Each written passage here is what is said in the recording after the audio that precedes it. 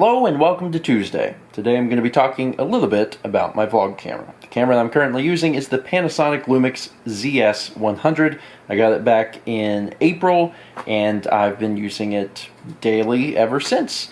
I'm a big fan of the camera. It is a huge jump up in quality from the previous camera that we had. It shoots in 4K.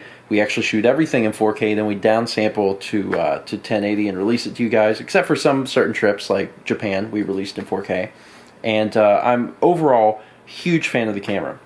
One problem, there is not a flip-up screen, so I actually don't get a chance to see what I'm shooting, which isn't a terrible problem. It's never been a problem in the past, and I've never had a camera that has had a flip-up screen, so it's never been a big issue.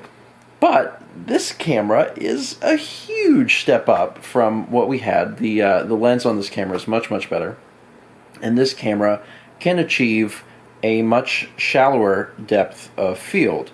And the problem is, whenever you are shooting something all the time and you can't see what you're shooting, you end up having problems with focus. Enter autofocus. You cross your fingers and you hope to God that it's working out just like you would like it to. So this camera had something different that the older cameras didn't have. It had face detection. And I gotta say, when face detection works, it works really well. Like, it locks onto the face, holds on for dear life, and it generally does a really good job, assuming you are well lit. Now, if the lighting conditions are poor, then it can struggle a little bit, and it can, kind of focus in and out, and it makes this really terrible, nauseating visual effect of focusing out and back in, out and back in.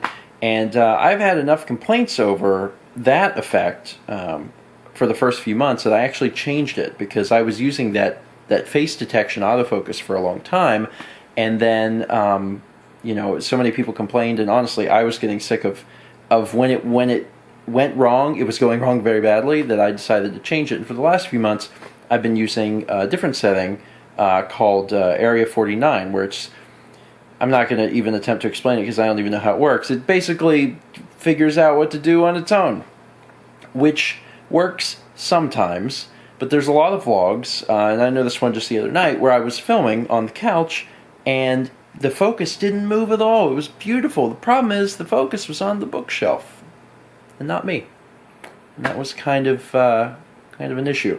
So I was trying to come up with how to fix this problem. Now, ultimately, I would like to get a different camera. I've had this camera since April and I love it, but eventually I'm learning more than ever that I like to frame my shots, and I'd like to see what I'm doing. So I would really love to get a camera that had a flip-up screen.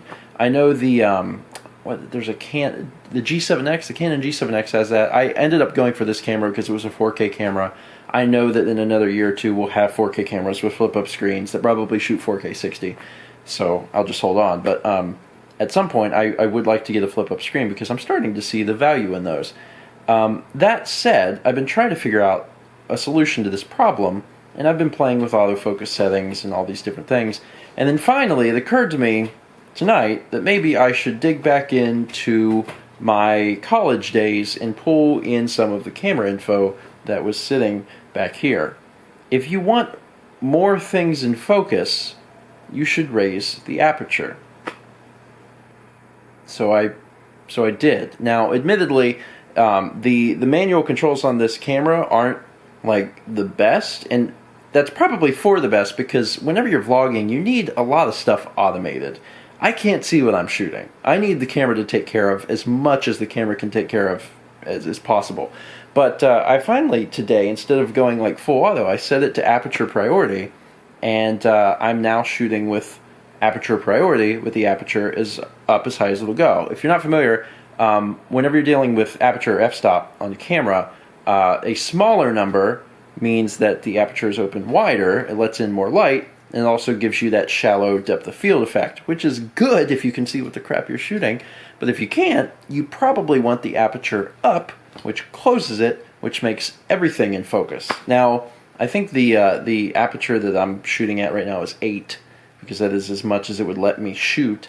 But I'm assuming that the camera is just stopping me. I guess if I was outside on a sunny day, it would let me up that higher. But I'm going to try that out. And honestly, right now, the second, I don't even know if it's working. I hope it's working. I hope everything is in focus, or at least I'm in focus.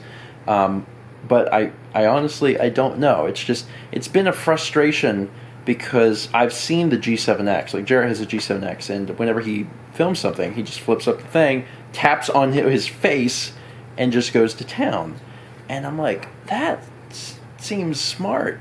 There's actually another setting I'm going to start trying, maybe with this. I'm going to give it a few more days and try this out, where you can actually set what side of the screen to set focus on, because I tend to attempt to shoot my videos in thirds, where I am on 1/3 of the screen. So I can actually set it to just look for focus in that area, because generally I'm not in the center.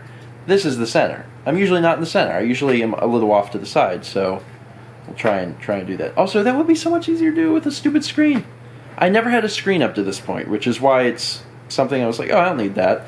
But now I'm realizing more and more that that would benefit me so much, to be able to just know what the shot looks like. Next time. Definitely next time. Anyway, that's it for today. Thank you so much for watching. Hopefully, I was in focus this video. That is my hope. I'm going to continue to play with stuff and try to do the best I can, but also going to be looking towards the horizon for what is next for the vlog camera.